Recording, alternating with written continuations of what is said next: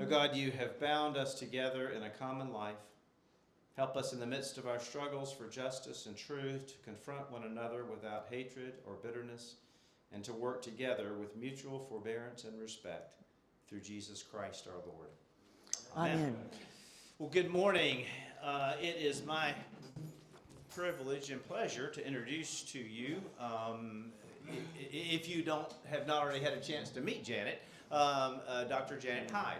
Jenet has moved to St. Louis within the last year. August, yeah. It has not quite been a year yet. She, after to be closer to her children and family who live here, she is a retired professor of psychology from the University of Wisconsin in Madison. And her retirement project has been centered around gun violence prevention. And so as she and I got to know each other, I was able to introduce her to some other people in our diocese who have been a part of the gun violence prevention initiative in the Diocese of Missouri. And so she has now become what's called the Associate Missioner for Gun Violence Education. And we have various missioners, you may know, in our diocese. Those are typically appointed by the bishop to serve and to help us as a diocese and the parishes and us as a diocese collectively to focus on and to be involved in various topics. And gun violence education is one of those. She's going to make a presentation today that's called Be Smart, and it is a presentation on gun safety. And the part of this particular initiative is to have this presentation made in every parish in our diocese during this year in 2024. So Jenet, thank you for being here and for doing this for us. Okay, thanks so much, David. I am just so happy to be here, and thank you all for being here on a holiday weekend with bad weather. So you get extra stars in your crown for this. Well, so Be Smart is all about saving kids' lives from gun violence. And as you can see, the program was developed by Everytown for Gun Safety, which is a nonprofit. I've already learned that one person here supports it. It's a great organization. And it's designed to bring together parents, and I would say grandparents. I'm a grandma, and grandparents can do a lot in this arena. So to bring parents and grandparents and all adults concerned about kids, guns, and safety. So, welcome to the talk. This is a national program, and I have a script that I'm supposed to stick kind of close to, so please forgive me for reading a few passages here. I get off script sometimes, though. Okay, I think we can all agree on these points. We all want kids to grow up happy and healthy. We each have the right to make responsible decisions about how to protect our homes, our families, and our communities, including whether to have a gun in our home. But the key here is on responsible. If we can prevent even one child's gun death or injury, it's our responsibility to do so. We're not here to talk about laws or policies or politics, so we're going to set those aside and just focus on safety for kids. So, as I said previously, Be Smart is a program to bring together all adults concerned about kids, guns, and safety. I don't know if you've seen these statistics, but in the last few years, we've had a change in the statistics, and now firearms are the leading cause of death for children in the U.S. It used to be traffic accidents, but now it's guns. A lot of kids are dying from guns. And I should also say with this presentation, we're going to be talking about some sensitive material about gun deaths and suicides and so on. So, and I don't know who in the room, maybe some of you have personal experience with this. And if it's too much for you emotionally, feel free to step out or, otherwise take care of yourself. So, nearly 2,100 children under the age of 18 are killed with guns every year. That's an average of 6 children a day in the U.S. When children are killed with guns, the majority of those deaths, about 60%, are homicides. So that's nearly 1,200 children per year. Additionally, 700 children die by firearm suicide each year, and that's one of the things we need to talk about, how to prevent those. And more than 100 are unintentionally shot and killed. These are cases, for example, where kids are playing and they find a gun in the house and goes off, and one of them is killed.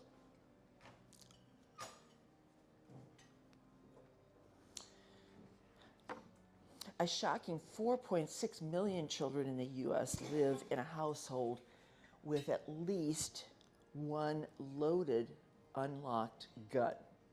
Let me repeat that. It's loaded and it's unlocked. It's a very dangerous situation.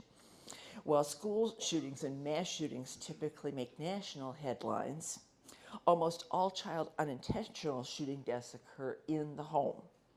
And the Secret Service found that 3/4 of school shooters acquired their firearm from the home of a parent or a close relative. So this is an emotional issue. We may come from different walks of life. Many of you are parents or grandparents. Some of you may own guns. Some of you may not. And some of you may have had a personal experience with guns. So, and some of you maybe have been impacted by gun violence. We believe that most gun owners want to be responsible gun owners. So we're here today to talk about what all of us, gun owners and non-gun owners alike, can do to make sure children and teens do not have unsupervised access to guns. And let me just interrupt for a minute and say, we've set up a table back there that's got the Be Smart materials. There are handouts there. Take them, as many of them as you want. There's one, if you want to pass them on to your kids or grandkids or whatever. One of them is about talking with children about guns, and what should your kid do if they're over at somebody else's house, and they have a gun. And another one is how to think about teen firearm suicide. So please take handouts and hand them out to other people. There's a good group of us here today, and we can triple our impact if each one of you passes on this information to 3 other people.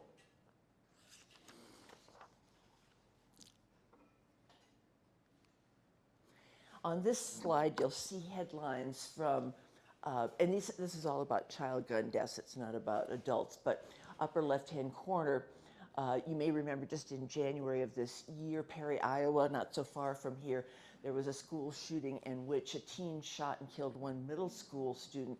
The principal later died. The principal died protecting kids.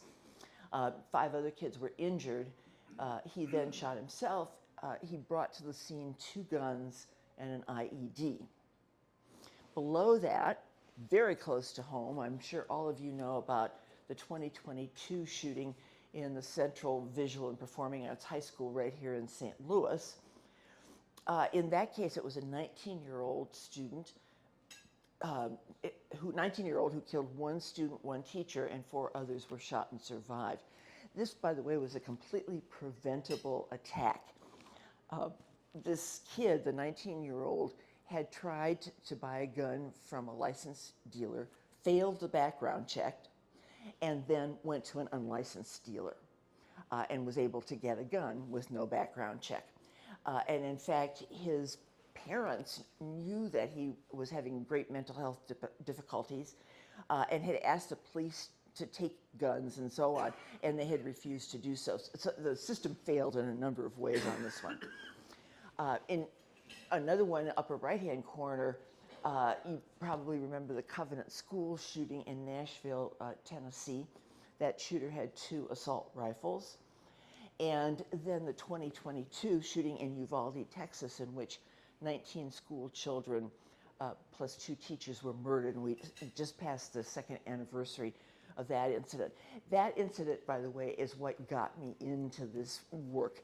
It was 2022, May 2022. I was thinking about, I was going to retire on July 1st, and I was thinking, I need a retirement project, because I always need a project, and this happened.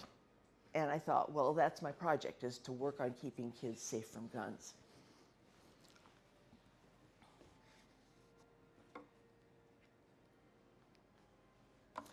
I don't want this to be a depressing talk, and this is all about taking action, this Be Smart program. So SMART is an acronym, and I'll have a slide on each one of these letters, but just to give you a preview, the S in SMART is about securing all guns in your home and your vehicle.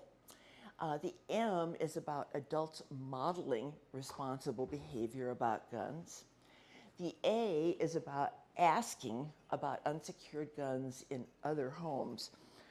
And actually, just a second, I forgot to set up one thing. Connor, will you role play with me in a minute? I'll give you a script. And then R is recognizing the role of guns in suicide. And T is to tell your peers, your friends, to be smart.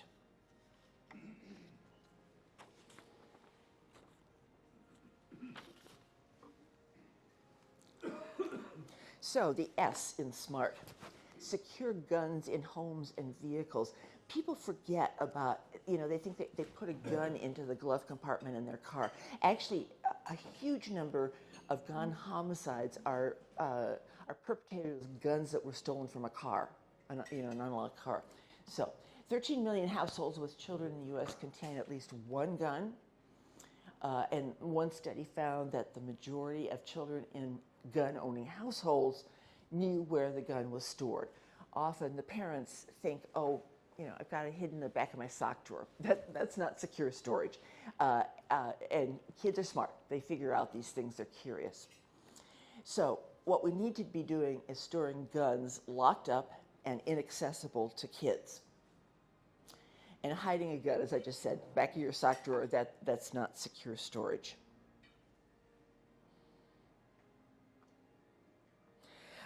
We know that and by the way, feel free to interrupt me at any point. This is about a 25-minute presentation, so we have plenty of time for discussion. So we know that you may have specific questions about what secure storage looks like in practice. So here are some examples on these next slides. There are 2 slides here on secure storage, and they go in order from the most expensive, most secure, to the less expensive, less secure on the next slide. So on the far left there, you have a full-size gun safe. It can hold multiple guns. And by the way, one of the technological innovations in the last few years, because some gun owners say, I need to have instant access to my gun because someone's going to break in a mouse. So I can't lock it up.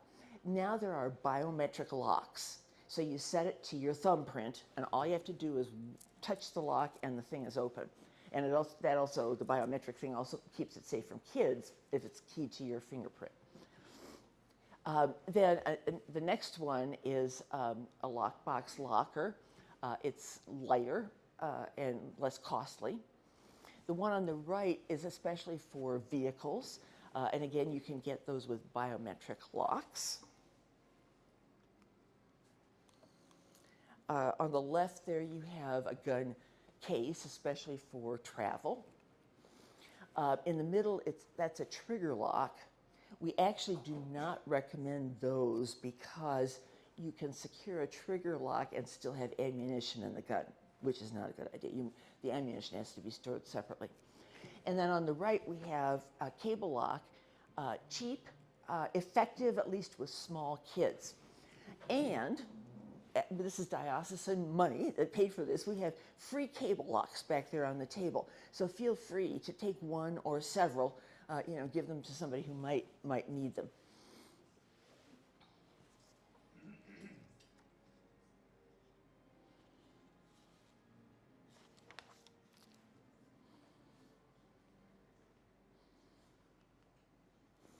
Okay, we're back to our SMART acronym. So the M in SMART is for modeling responsible behavior, adults modeling responsible behavior. This program emphasizes that it's an adult's responsibility. It's not kids' responsibility. It's an adult's responsibility to prevent unauthorized access to guns, not a curious child's responsibility to avoid guns. And we encourage people to make these conversations about gun safety just part of normal safety conversations that you would have with kids, like not eating a pot of laundry detergent or something like that. Keep the language simple. For example, if you see a gun, don't touch it. Tell an adult right away. And there's a handout back there that has more on this.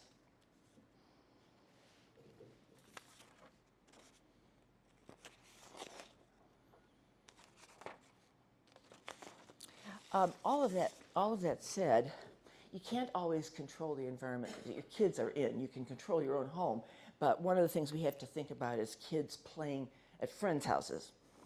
So the A in SMART is for asking about unsecured guns in other homes. When kids go over to play at another household, you have various kinds of conversations. My kid is allergic to peanuts. Do you have any peanuts? You know, things like that. So, and this is in a way, it's a huge social norm violation to ask another family if they have guns, right? Much less unlocked guns. And we as Episcopalians don't like to engage in massive social norm violations. We like to be polite. But the thing that's impolite is having a kid get wounded by a gun. You know, so what we have to do is get over that hesitancy about asking, and think about the costs. So Connor and I are going to model some of these conversations. If I can find them. I'm person 1 and you're person 2. Okay, so you're person 2, I'm person 1. All right. I thought you'd be good at this. Okay. For this first one, Connor and I are married. I know, the ages make it ridiculous, but that's part of the charm, don't you think? Okay, so I'm person 1, you're person 2. Junior just told me that he found your gun the other day. Nah, it's hidden. Is it in the shoebox on the second shelf of your closet next to the old console? Yeah. How did he know? You gotta lock it up. Okay, in this case, we're asking about my grandson is going over to play with his kid. Hi, Connor. My grandson, Caleb, is so excited to go over and play with Roberto. Roberto was excited too. I wanted to check on a couple things before Caleb comes over. Caleb is allergic to cats. Do you have any cats in your house? No, we've got a dog, but no cats. Oh, great. And do you have any firearms in your house? Yeah, I've got a handgun for protection since I'm a single mom.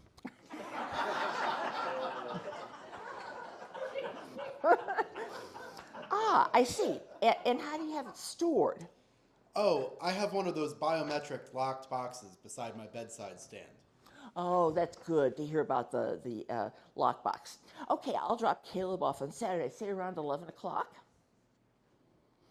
Okay, and here's here's our third little role play. I've been meaning to bring this up for a while. I started volunteering with this program called Be Smart, and it brought to my attention that I should know some things before sending my kids to play at someone's home. Do you have any guns in your home? Do you keep them in a safe? We do not have any guns at our house. Steve occasionally borrows one for turkey hunting, but they stay with the owner. I appreciate you asking, though. It's hard to do, but super important. Do you folks? All the guns we own actually are stored at my dad's house, so we don't have any here either. So you see, we can have these conversations, right?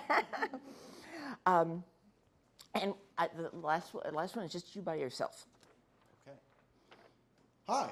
Noah was invited to spend some time with Liam at your house. He's very excited to see Liam. I wanted to let you know that my husband and I have guns at our house, and they are secure in our gun safe. I was wanting to know if you have any guns at your house and if they're in a secure place. Okay. So this is how we can have these conversations. Thank you, Connor.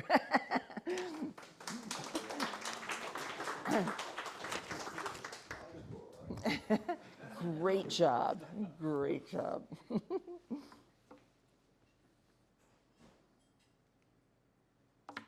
So that's the ask, and those are dialogues up there, but it's too hard to read them, so that's why we have the separate ones. Okay, the R in SMART is for recognizing the role of guns in suicide. Research on suicide shows that most people who attempt suicide do not die unless they use a gun. And this is especially something we have to think about with teenagers. The data show that 90% of suicide attempts with a gun result in death. So guns are a uniquely lethal method for committing suicide. And that's a much higher fatality rate than with other methods like pills or jumping off a bridge or something like that. So the catch is, well, and I also should say that people who attempt suicide, it's often impulsive. They think of it and they do it. And then, you know, a couple hours later, they come to their senses and realize that isn't what they want to do.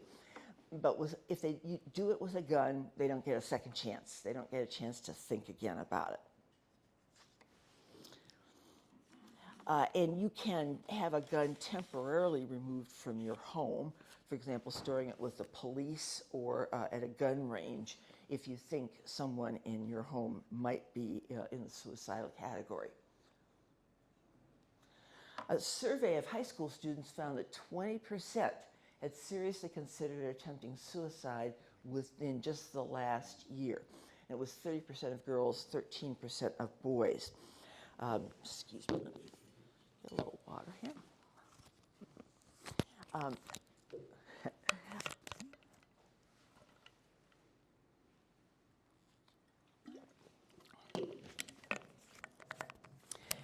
Girls are more likely to attempt than boys are. Boys are more likely to die in suicide. One study showed that 41% of adolescents in gun-owning households report having easy access to the guns in their home. So this is the difficulty. These are some important resources for you to have about the possibility of teen suicide, or actually suicide for people of any age. On the left, that 988 number, if you don't take anything else away from this presentation, the 988 is crucial. It's like 911, except it's 988. It was started just about 2 years ago. It's a suicide crisis lifeline.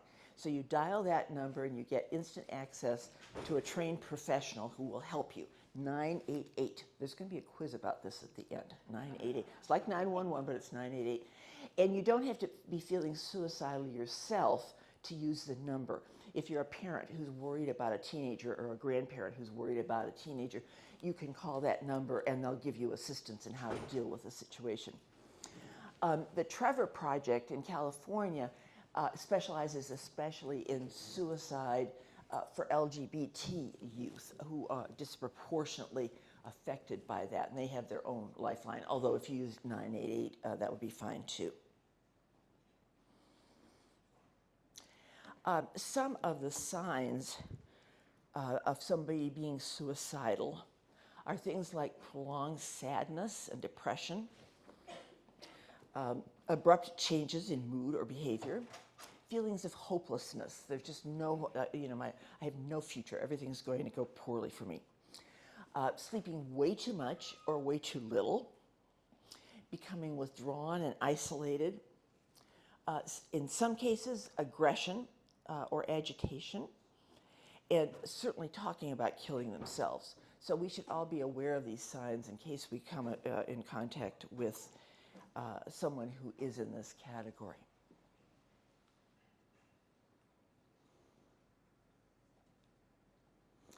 And finally, we have the T in SMART.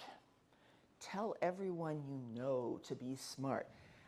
We have, 20 or 25 people here, but once again, if all of you talk to 3 other people, we've really magnified this message. So will you commit to doing things like asking about guns in other households, spreading this perhaps to your children, and giving these resources to them? And as I said, we have handouts on the table back there.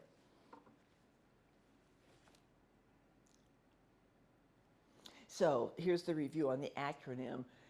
S is for securing guns in households and vehicles. M for modeling responsible behavior. A for asking about guns in other people's homes, especially if your kids or grandkids are going to go over. R for recognizing the role of guns in suicide. And T is to tell your peers, your friends, your relatives to be smart. So, thank you, and what would you like to discuss? Yeah, please. I have a question. Oh, yeah. And Connor said I may not let anybody talk until they have a mic. And I can tell he's tough, so don't get me in trouble. I just broke. Sorry. Does that have to be on? Okay. I just wanted to know, like, in that role-playing scenario that you had with Connor, of course, the adult that you were asking said, yes, I have guns, and he said, yes, they're secured. However, how would you handle that if you're asking an adult and they go, yeah, I have guns, but no, I don't have them secured, but I got them put away, they're hidden. And you say, well, you know, kids can find them, da-da-da, and they're like, I'm not going to worry about it. I mean, what do you do then? You and I are going to role play. You just said that to me, okay? I would say, well, it's really important to have them locked up, but if you don't, maybe the kids should play at my house instead. That's what I was going to ask. Yeah. Do you not take the child over I would there? not. I absolutely would not. It's too dangerous. Yeah. That's what I would think, Yeah. but just checking. You know, once again, it's a social norm violation, but you just, it's death versus a social norm violation. Janet, I have a question. I would not even allow our guns and our play guns in our house for our boys to play with growing up. Mm-hmm. Have you ever thought about taking that path, encouraging families not to give guns as play toys? That's not part of the Be Smart program, and so I'm going to step out of my role as a Be Smart presenter for a moment. Yes, I think that's super important, and today, even more important than that, is not letting your kids play violent video games that involve guns. I don't know if you all saw this, but a couple days ago, the parents from Uvalde are suing the publisher of Call of Duty, which is a violent video game shooting, which was played obsessively by the guy who killed at Uvalde. So I agree with you. I personally would not let my kids play with guns, even toy guns. And the thing to think about, too, is the video games, violent video games, because kids can play them hour after hour, especially kids who are isolated, and they're the vulnerable ones. Yeah. To me, we just encourage guns. If we give them as play toys, we're just encouraging violence. Yeah, I couldn't agree more. I think a part of this has to do with the history of America and this myth of the frontier, and the good guy with the gun going out and shooting the savages who were American Indians whose land it was. But some of it has to do with our belief that you can solve problems with guns and that they're fun and so on. So I couldn't agree more. And I think there's a reason that we do that here in the United States, and we need to get over it for safety, to save lives. Janet, I believe I remember you telling me that part of your retirement project has been to do some additional research that's outside of this. Are you comfortable saying something about that? Isn't it connected to this? It is, it is. Multiple approaches. I'm actually in the process of writing a book on the psychology of gun violence because I think we haven't, I'm a retired psychology professor, so I think psychology is, everything's about psychology. And I'm right about that. And we haven't really had a good book on the psychology of gun violence, and I think until we can get at that, why, for example, people purchase guns in the first place, I was just saying to Connor, hunters by and large are not the problem. Hunters tend to be very safe. They tend to lock up their guns. They want to go get some game. Maybe they even need to feed their family for the winter. So they're not, they're a good model of safe storage. But the people who buy guns and don't train, they don't have any idea about accurate shooting or whatever. They think they need them for protection. The statistics show that if you have a gun in your home, it's very unlikely that an intruder is going to come in and you're going to successfully shoot them. Statistically, what's much more likely to happen is someone in your household will die from that gun. Either a child who finds it, it accidentally goes off, someone commits suicide with it. So we have to get at the psychology of why people are buying so many guns. We have 400 million guns in the United States right now, and our population is 340 million people, so we have more guns than people. And I'm not insulting any gun owners. If you practice secure storage, that's fine. The problem is the unsecured guns. So that's what I'm working on. And I think I'm on the verge of having a contract with a publisher, so hope to have it come out next year.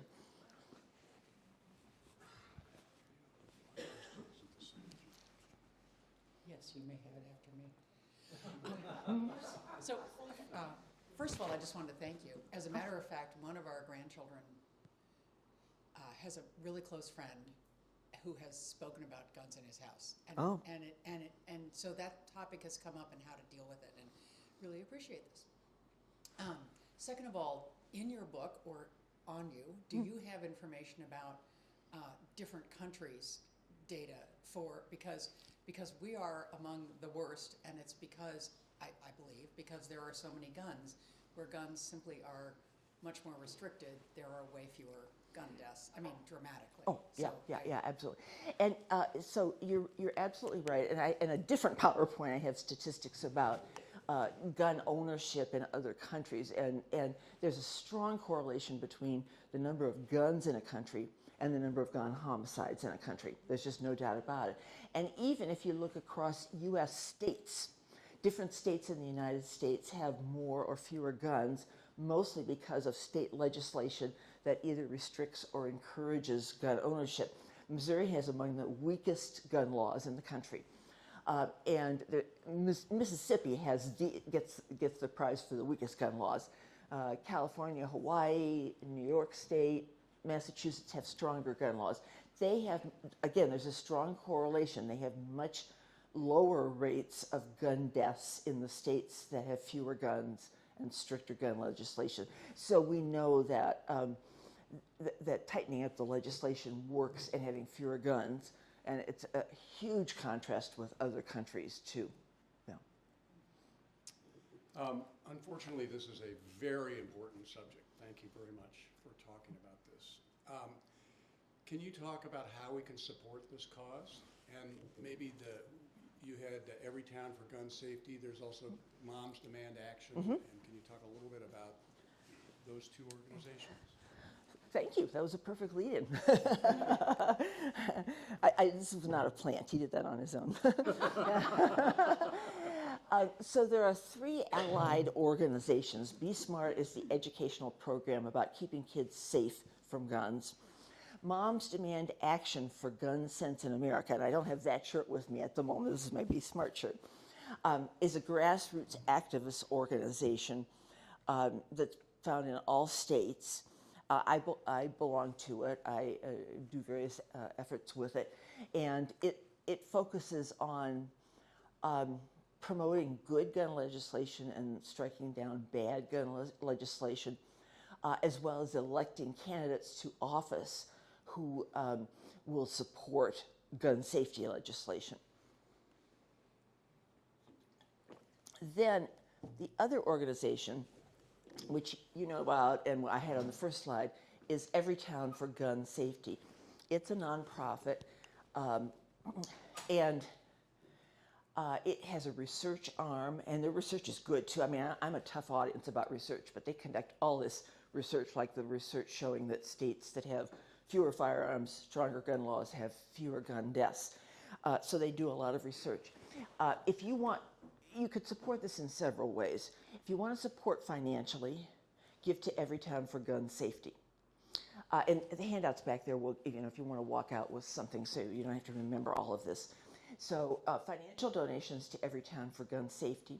If you want to get more involved in grassroots activism, I actually have a sign-up sheet back there because as part of this diocesan initiative, one of the other associate missioners who's in charge of advocacy is forming a network so that, for example, if there's some really good gun legislation before the Missouri legislature, he's going to contact everybody and you're going to phone your representatives and tell them to vote for that. Or if there's some really dangerous legislation, ask them to vote against it. So that's a way to get involved at the grassroots level. So Money to Every Town, the diocesan sign up, and I will transfer that to Jeff Monroe, who's the associate missioner, and then just doing the Be Smart routine with kids and grandkids.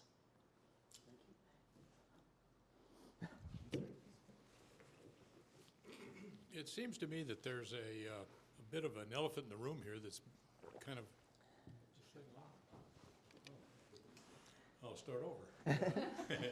It seems to me there's a bit of an elephant in the room here that has gone unremarked. Okay. And that is that about 70 years ago, there was a huge research project started by law enforcement about the effect of comic books on behavior of kids. And the result of that was that a lot of comic books changed their focus, and that is got rid of the violence and the indiscreet violence and that sort of thing. There was a momentary pause in kids' violence because of that. Mm-hmm. Well, nowadays what we have on the internet is games, and there's constant killing. Mm-hmm. And it always struck me as a little odd that these young kids nowadays seem to have sort of a non-responsible attitude about killing somebody. Well, It's like a game. mm-hmm. And yet that's gone completely unremarked and completely unrecognized and completely ignored as far as I can see. And I think there's a hesitance to do something about that because of freedom of the press or some other nonsense like that. But it seems to me that that ought to be a focus of some of this gun control at least. Yeah, I couldn't agree more.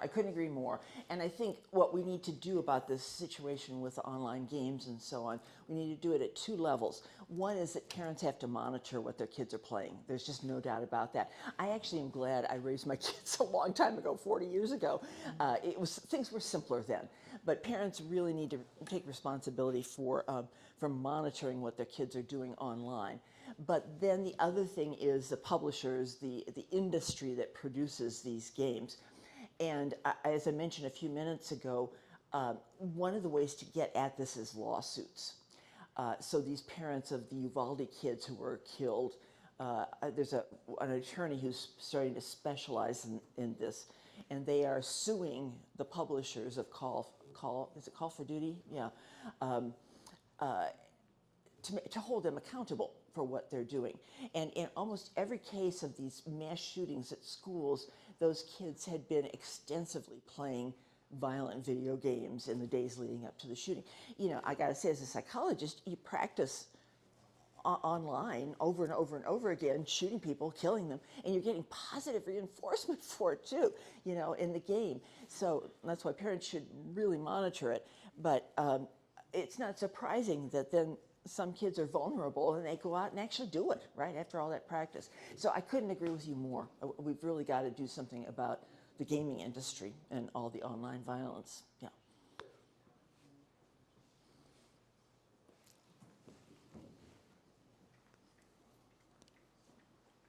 Can you hear me? Okay. Janet, first of all, I'd like to thank you for your Be Smart presentation. I probably own more guns than there are people in this room, and I have everything secure. And so, to a fault maybe. But, and I think those recommendations that you make in that presentation are valid and should be followed. When you kind of wandered off the agenda a little bit, I acknowledge and I actually applaud you for your comments that kind of show where your biases lie on this whole subject. And you know, while we probably disagree on more issues than those on which we agree, I appreciate the fact that you have disclosed those, your feelings on those issues, and I cannot imagine that you won't have a contract for your book within the next year. So I wish you all the best on that, and I think that your Be Smart recommendations make a lot of sense. So. Well, thank you. Thank you very much, Rich. I want to ask you some questions back. Are you a hunter? Yeah, I have been, yes. And so that's probably how you I'm got. also a competitive shooter. Ah, okay. And see, those people tend not to be the problem because you all tend to be very responsible about keeping things locked up, right? So, Well, among other things, unlike a lot of people, I was raised with guns. My dad was raised with guns. yeah. I got into it more than he did, actually, and I learned safety from the get-go. Yeah. Yep. So I like to think that I'm tuned into that pretty. And my children have been raised with guns, and safety has been the focus of from the very beginning. Yeah. So the problem, as I see it, and I'll disclose my own bias here, is that in some segments of our society, use of guns has become the chosen means of dispute resolution. Yep. And that's where most of this violence occurs. And that's where most of the statistics, play out. And there are a million ways to slice and dice the statistics. I've spent some time doing that myself. So long story short is whether I think the idea of suing game companies may not be a bad one, but it's, all you're going to do is make some lawyers very, very well off. And I'm a lawyer, by the way, Yeah. too. So My daughter's a lawyer, too. So I'm not necessarily offended by that either. But I think it's important that if people need, if they're going to have guns, they have to teach their children that a gun is basically a tool, and it can be used. It's a tool that can be very dangerous if it's not used properly, and that has to be drilled into them from the very beginning, and that's not what's happening now. yeah. And so, maybe that's the other elephant that's in the room. But long story short is, I think your program makes a lot of sense, and I appreciate that. Okay, and thank you so much for disclosing all of that because it was it's very good to hear from a real gun owner. I'm not a gun owner. Am I? Did you need it down at the bottom? Just hit the button. I spoke too long. Green. No, you're fine. Your mic went off. I'm sorry. There we go. Thank you so much for disclosing all that. It's good, it's a good reality check to have a real gun owner in the room. And I have no beef with you because of you're practicing secure storage, and emphasizing safety. I grew up with a father who worked for the National Safety Council for part of his career, so safety was drilled into my head from a very early age. And his version of safety was to have no guns around, which is another way to be safe. But I'm really glad that you said what you did. Thank you. Janet, if this is not meant to be it is meant to be a little bit of critique. As a priest of this diocese, I think that the one thing in this whole presentation that I found to be missing, and I know you're just presenting it as it is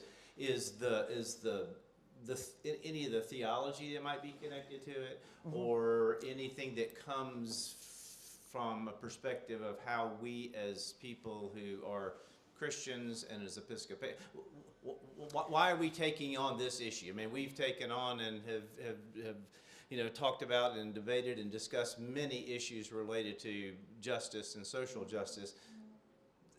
I miss I don't see what this has to do with the Episcopal Diocese of Missouri. Okay, Is- okay, is it- yeah. That would be another couple-hour conversation, I think, to really get at it. And actually, I was previously in Madison, Wisconsin, and I led a book discussion there on a book titled God and Guns in America that looked at the biblical passages that are relevant to whether an ethical Christian can own guns, use guns, etc. And it's quite revealing. I would also say that if you listen to an NRA meeting, they will talk about their God-given right to guns. And I personally do not see that in the Bible.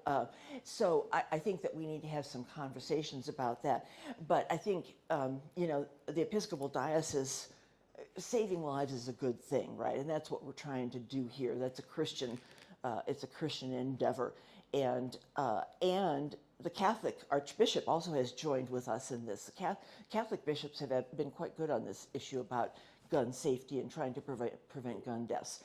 So the Christian issue is saving lives, I think, basically. And if we had more time, we could go more deeply into biblical warrant for nonviolence versus self-defense and so on. Yeah.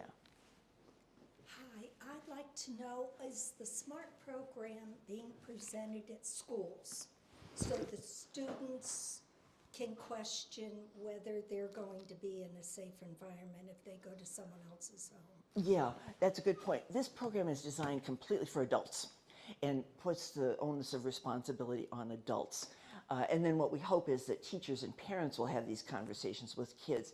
But I see your point that it would be, we need to have kids have a better understanding of these issues. What they have right now is lockdown drills in case a mass shooter enters the schools. My grandson goes to Parkway West and his sister to the middle school, and so I asked her about lockdown drills, and she told me all about the extensive things that they have, but none of it is about them not touching a gun or being real safe.